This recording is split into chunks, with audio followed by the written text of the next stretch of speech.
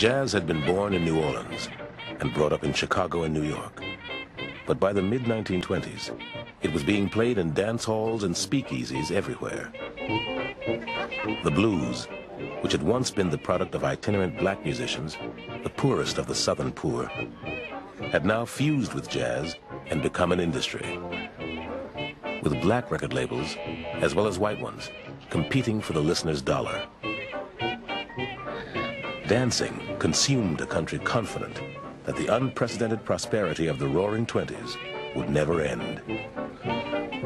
More than 100 dance bands regularly crisscrossed the wide open spaces between St. Louis and Denver, Texas and Nebraska, playing one-nighters.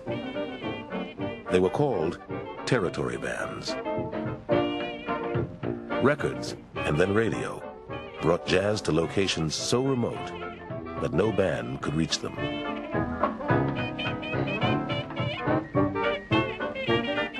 Jazz continued to change.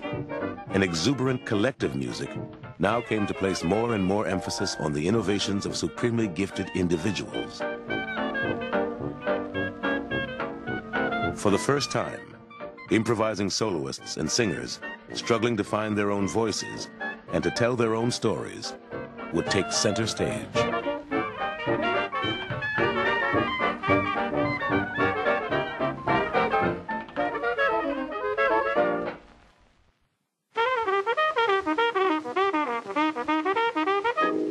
As late as the 1920s, and probably for some years afterwards, you have all of the Harvard Brahmins, the Northeastern musical establishment, routinely meeting and discussing where is American music. How are we going to develop a truly American music?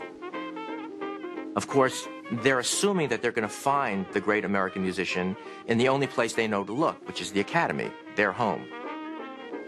And they assume it's going to be in the only tradition they know, which is in the European tradition. So they're not at all conscious of the fact that at the same time that they're agonizing, looking for an American Bach, that he's there, but he doesn't fit their description.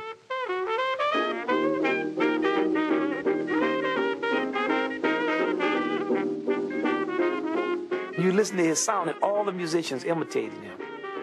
Everybody on every instrument tried to play like him. Clarinet, saxophone, bass, drums. Duke Ellington once said he wanted Louis Armstrong on every instrument. The rhythm was great, the syncopation. Like just his rhythm. You take something like just the way he played, just he had that jump and that bounce in his playing.